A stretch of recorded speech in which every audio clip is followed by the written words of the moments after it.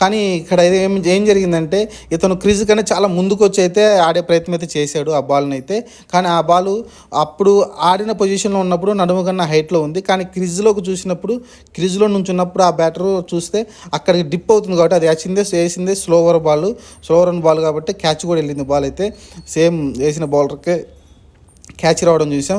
ఏదైతే క్రిజ్లో నుంచున్నప్పుడు తన హైట్ని మెజర్ చేసుకుంటే నడుము కన్నా కిందకే వస్తుంది ఆ బాల్ అయితే. ఎందుకంటే అతను దాదాపు 1 మీటర్ పైనే అతను నడుము హైట్ ఉంటుంది.